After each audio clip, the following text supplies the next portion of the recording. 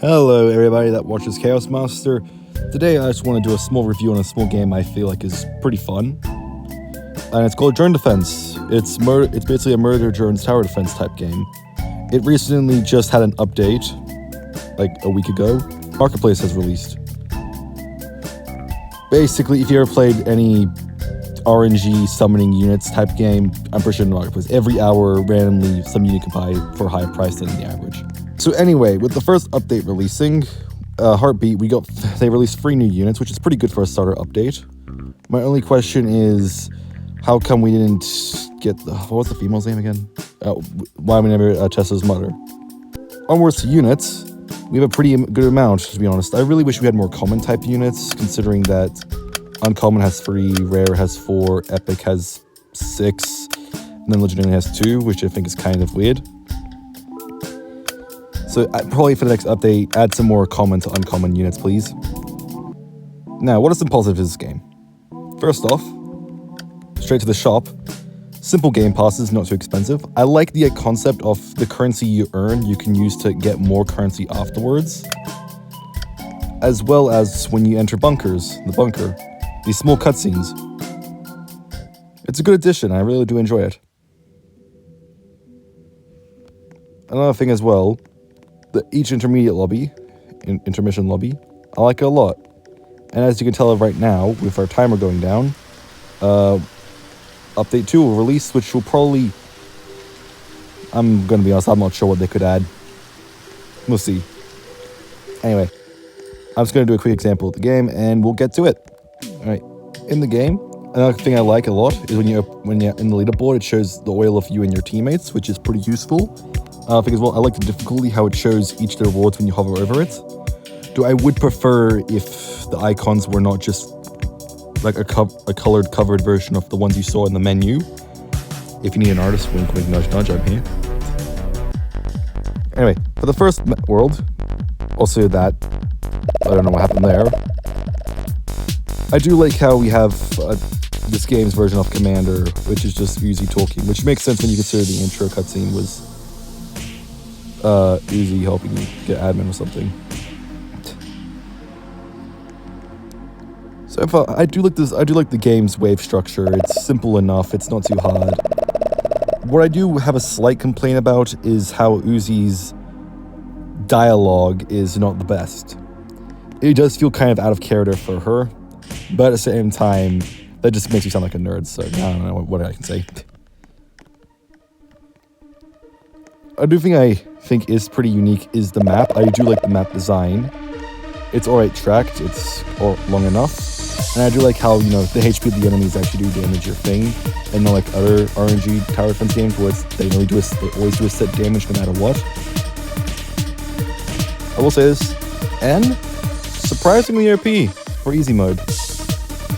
And another thing I would say,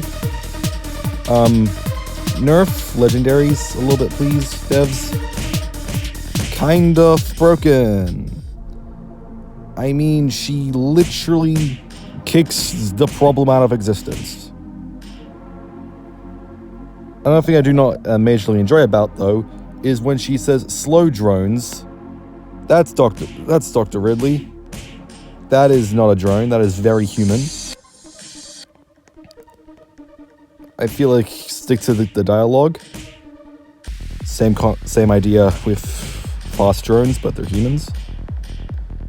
She kicks them all out of existence. Basically, if you want the meta, just put down ends so you can start saving up cash, and when you have enough money, put down one of the legendaries and you will win. Currently I've been in all 3 game modes, and all I did was just spam her, max them out one by one, and I won. It's really easy and really simple to beat. Level 0, by the way.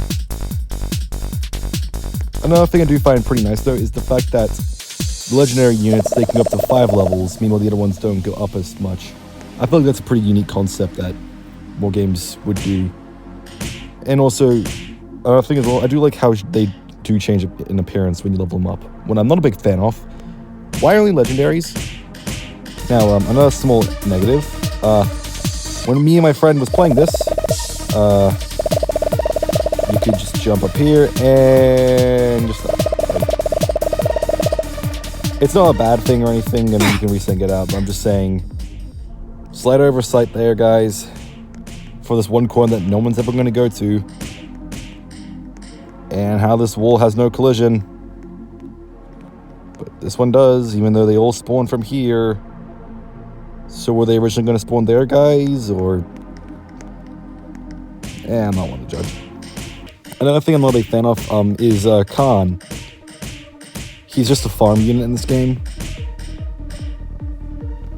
I have no reason to use a farm unit in this game.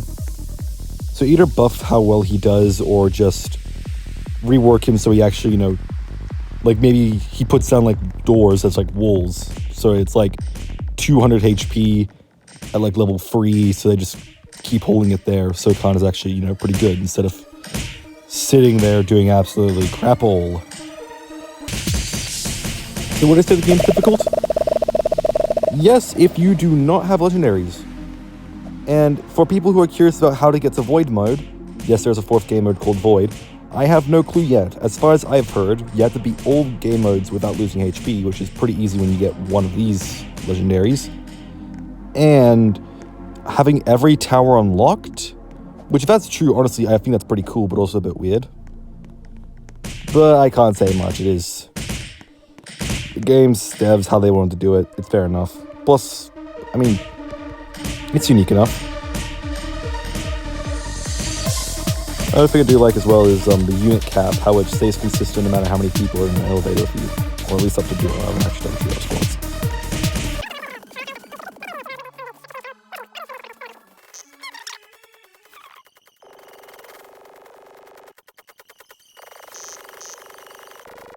Alright, and we're now approaching wave 20. Hopefully I did a time lapse or something, or, you know, just cut out and been boring. I will say, I do like the music change. This one feels a bit more into it. And also what I do enjoy is when the boss appears.